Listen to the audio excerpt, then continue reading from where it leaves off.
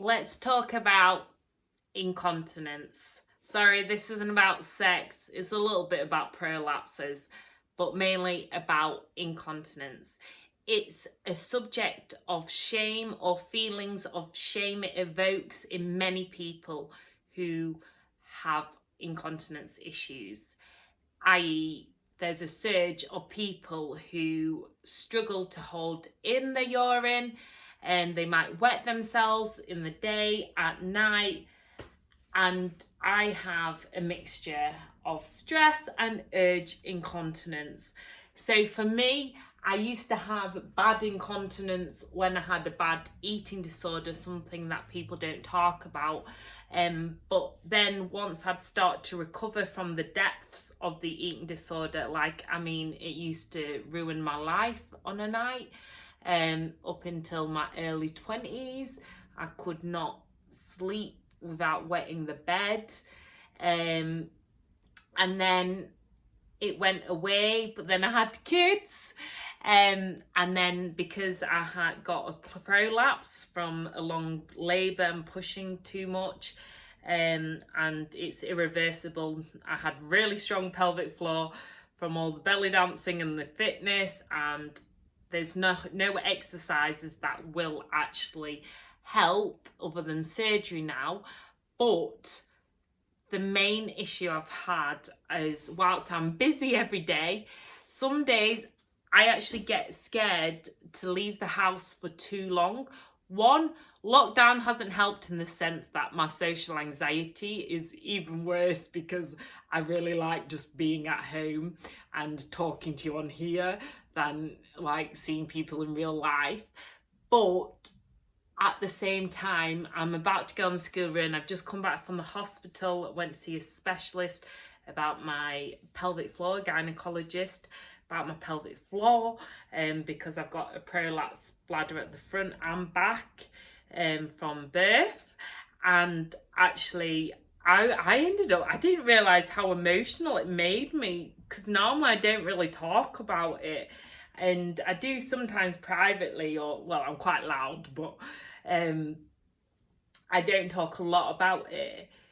But as I was saying, I felt myself really embarrassed, which is why I've taken the plunge, quite literally, to talk about it openly, because apparently there are an incredible lot of people with incontinence issues, a lot of women, a lot of men, but a lot of us women. And also 1 in 3 women will have a prolapse in a lifetime, which is basically where your bladder or walls of your uterus or womb can hang down below your vagina.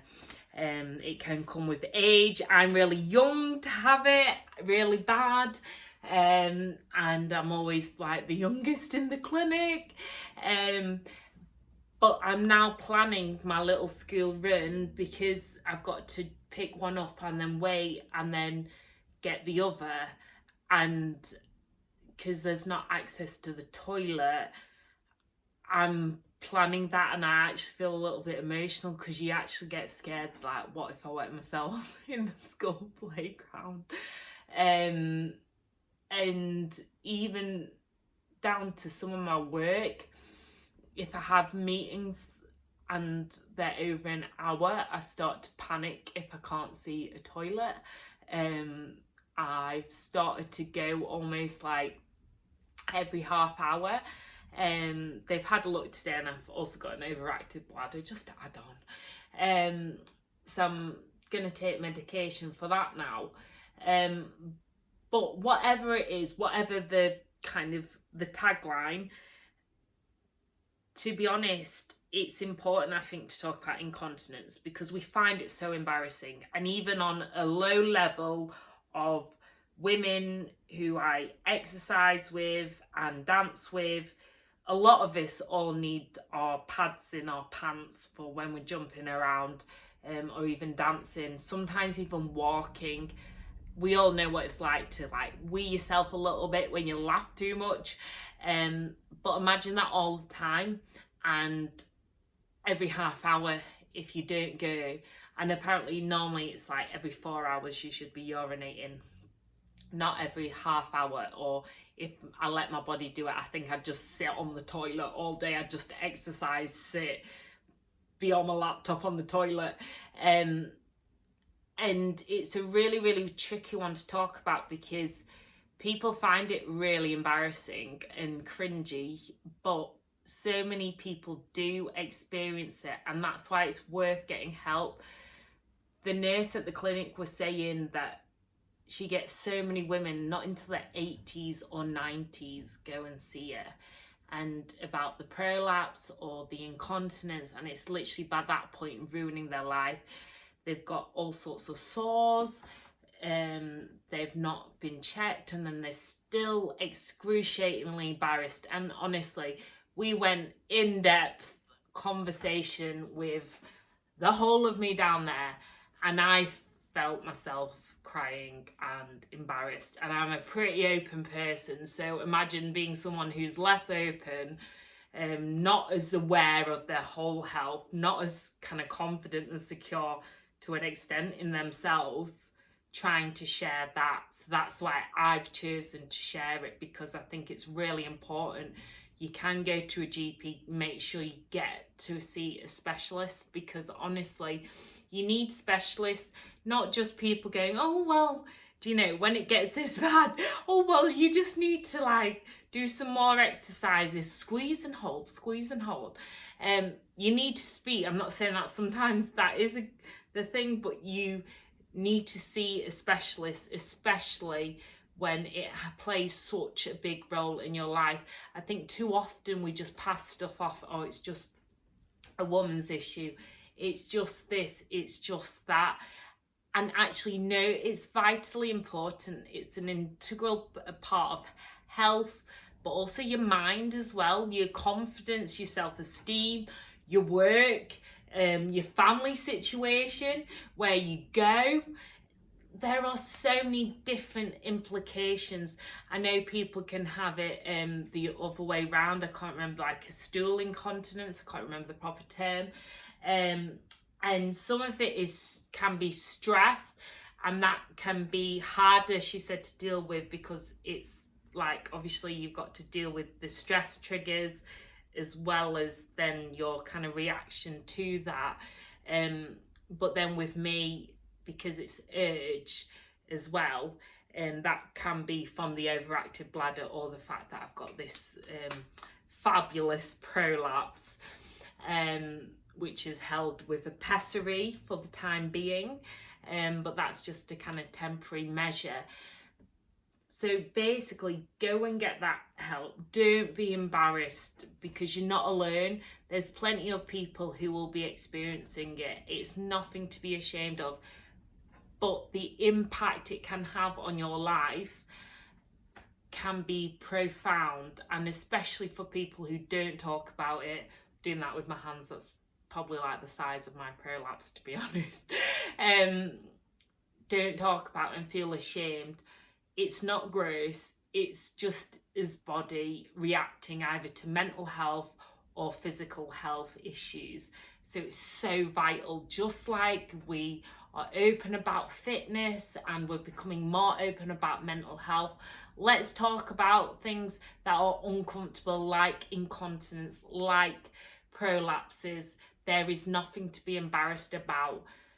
What we need to do is encourage people not to laugh at them or to like make fun of them. Yes, I make fun of myself about it, but that's because that's who I am and how I deal with things.